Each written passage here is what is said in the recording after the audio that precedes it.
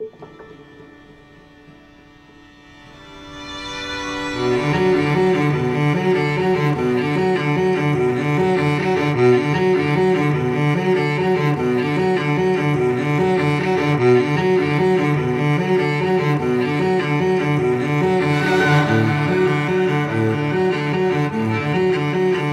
2007, I enlisted in the Michigan Army National Guard. I wanted to be the person to hopefully give back to my community in some capacity.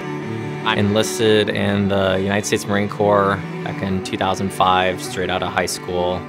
I found myself fall 2006 in Ramadi, Iraq. I heard the Marine Corps was the toughest out there, so of course I had to go there. I had a degree in Middle East and North African Studies and Arabic. Nobody was interested. I had $900 a month in student loans and no job. So Uncle Sam was kind enough to tell me that, I could sign up with him for 4 years. And I was in for a pretty rude awakening. The military part hits you pretty much as soon as you step off the bus at boot camp. And for me, the sacrifice part hits when you miss your first holidays with your family. My first 20 months, I spent a total of 3 weeks home. I'm leaving in 2 days. I don't know if I'm going somewhere hot, but I have to get on the plane and go. Men and women, when they sign up to serve, they don't always know exactly what they're getting into. Nobody tells you the horror of seeing a friend blown away. Nobody tells you that you're going to have to haul a body for a quarter of a mile, pick up body parts and put them in a bag. Nobody tells you you're going to lose.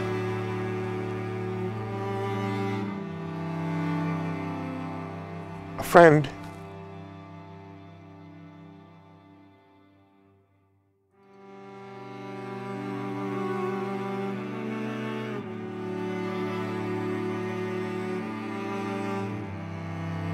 It hit me like a ton of bricks. Interesting, stressful. Absolutely tough. Our job basically was to get ambushed. I went from feeling like I was 21 to 40.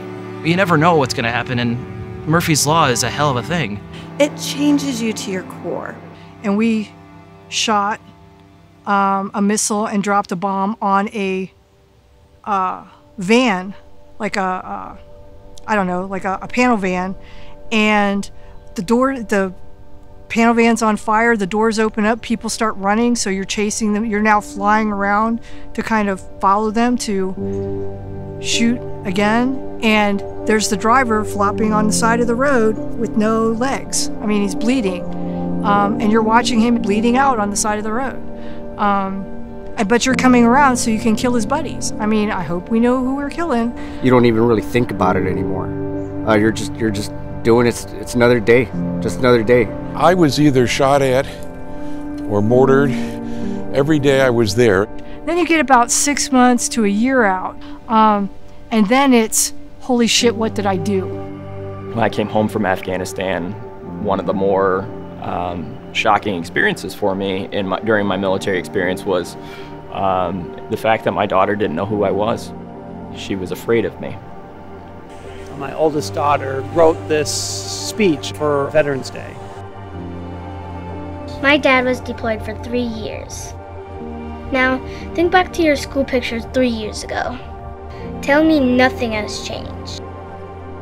That's the true test of patriotism, the sacrifice. When you go into the military, they take 6, 8, 10, 12 weeks to train you how to operate in that milieu. You don't get that same amount of training when you get out. One of our families has talked about this phenomenon often of even when the parade is over, even when everyone else goes home, I close the door and war is still inside my home. War is hell. Coming back isn't much better. Most people want to go back to small town USA, right? Wherever they join, they want to go home to. You can't go home. Home is not the same as it was when you left, and you're not the same as you were when you left. You're up here, and the world is down here.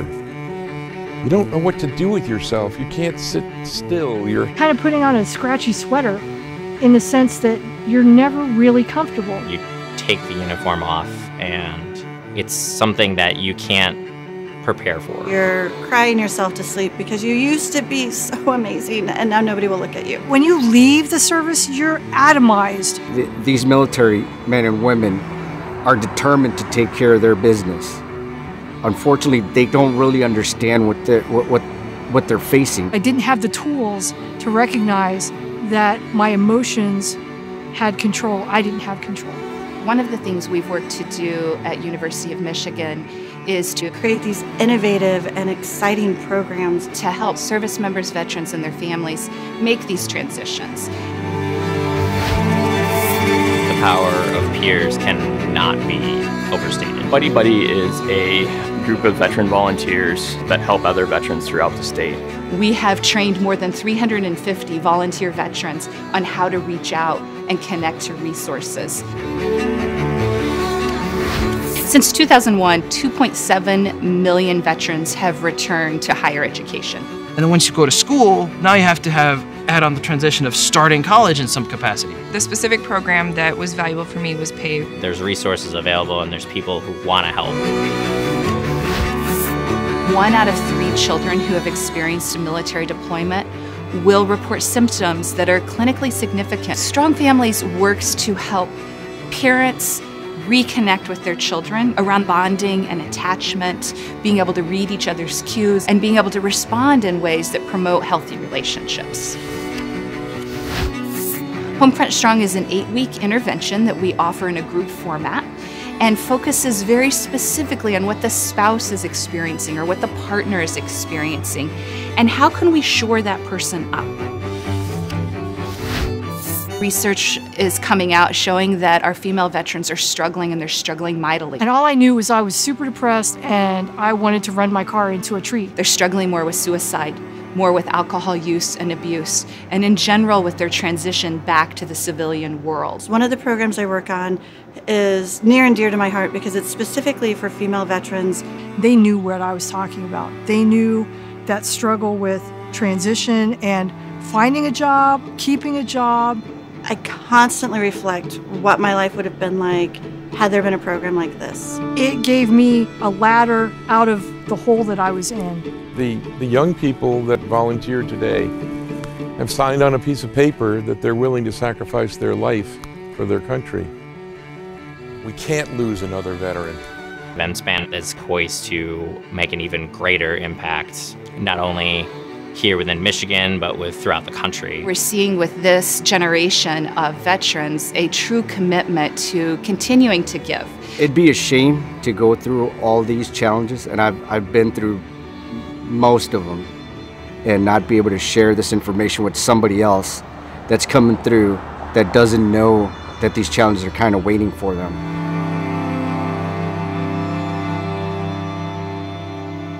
It's been great to be able to help people. I hope to do more of it.